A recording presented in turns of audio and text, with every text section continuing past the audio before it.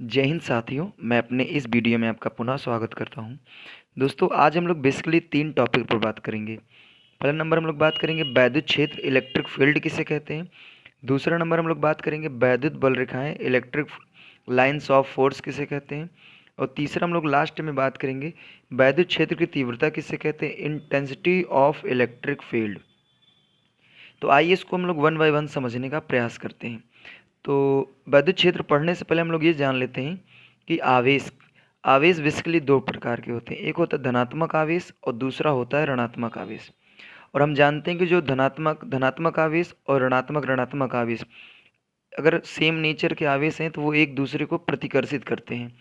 अगर वो विपरीत नेचर के आवेश होते हैं तो वो एक दूसरे को आकर्षित करते हैं। तो ये बात हम जानते हैं। अब हम लोग बात करते हैं वैद्युत क्षेत्र होता क्या है। तो मान लीजिए सपोज दैट ये कोई धनात्मक आवेश है और इस धनात्मक आवेश के चारों तरफ वैद्युत बल रेखाएं निकलती हैं और इसकी वजह से एक एरिया बनता है। ठीक है, मान लीजिए ये एरिया बनता है। तो इस आवेश का ये एरिया है।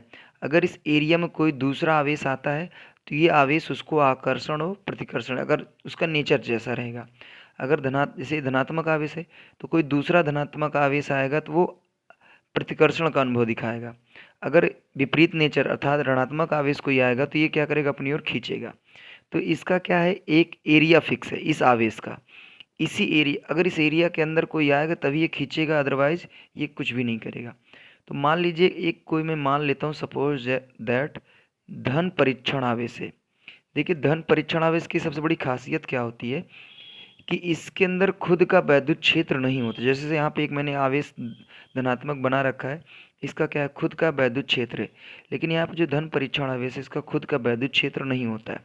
तो अगर ये मान लीजिए धनात्मक ये भी है, धनात्मक ये भी है, तो अगर इसके पास मिलाऊंगा तो ये प्रतिकर्षण का अनुभव करेंगे, क्योंकि सेम बिरादरी में प्रतिकर्षण होता है।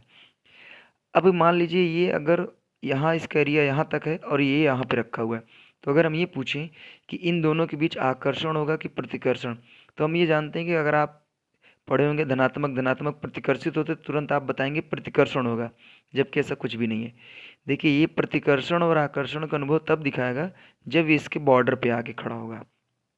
तो मान लीजिए धन परीक्षण आवेश को अगर मैं यहाँ पे ला के रख दूँ, फिर भी इनके बीच कोई आकर्षण प्रतिकर्षण का अनुभव नहीं होगा। लेकिन जैसे इसके मैं बॉर्डर पे ला के रख देता हूँ तो तुरंत ये धनात्मक ये भी धनात्मक ये भी, तो दोनों क्या होते हैं, प्रतिकर्षित होना शुरू कर देते हैं।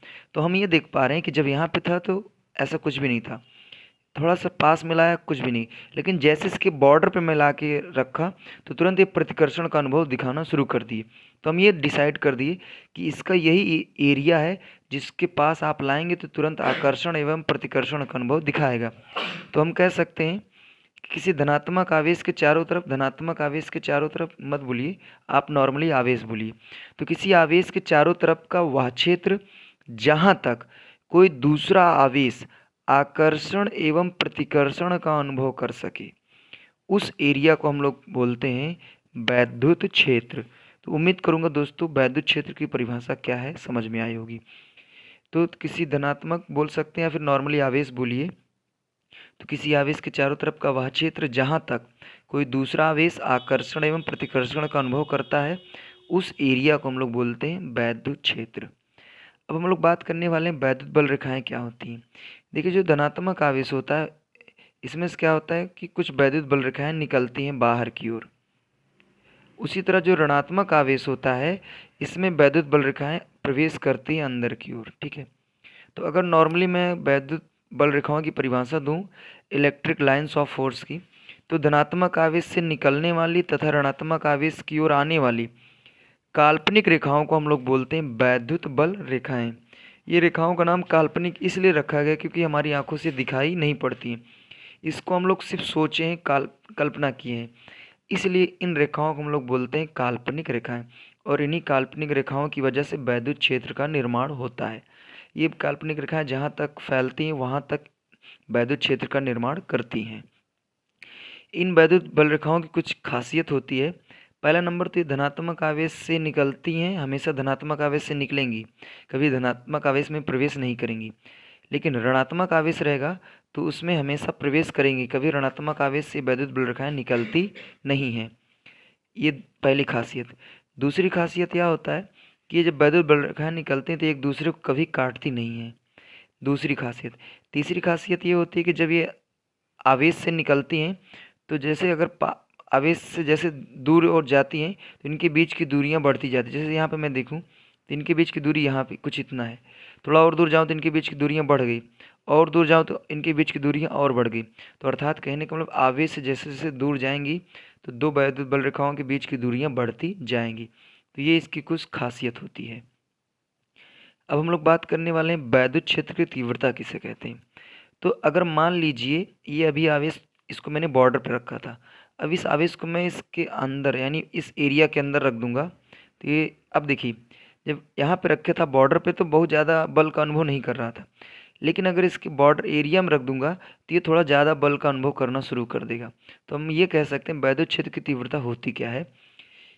तो किसी वैद्युत क्षेत्र में रखा कोई धन परीक्षण आवेश, किसी वैद्युत क्षेत्र में रखा कोई धन परीक्षण आवेश जितने बल का अनुभव करता है, ठीक है, इस आवेश के कारण ये जितने बल का अनुभव करेगा उसी को हम लोग बोलते हैं वैद्युत क्षेत्र की तीव्रता। और वैद्युत क्षेत्र की तीव्रता को ई से रिप्रेजेंट करते हैं, इसका फार्मूला होता है ई बराबर एफ अपॉन क्यू नॉट, ठीक है। तो ये इसका फार्मूला होता है। अगर हम बात करें इसका मात्रक क्या होता है वैद्युत क्षेत्र की तीव्रता का, तो यहाँ पे बल है, बल का मात्रक होता है न्यूटन, और आवेश है, आवेश का मात्रक होगा कुलाम। तो मात्रक तो जाएगा न्यूटन अपॉन कुलाम। अगर बात करें बीमा की तो यहाँ न्यूटन अर्थात बल की बीमा हो जाएगी mL/-2 अपॉन कुलाम की बीमा होती है AT। अब देखिए इनको हम ऊपर ले जाएंगे तो फाइनली हल करूँगा, सॉल्व करूँगा तो ये हो जाएगा mL/T⁻³ A⁻−1। आप इसको ऊपर लेके जाएंगे तो हल कर लेंगे तो यही आपका आएगा। तो उम्मीद करूंगा दोस्तों आज हम लोग बेसिकली 3 टॉपिक पर बात की और आपको ये बातें समझ में भी आई होंगी।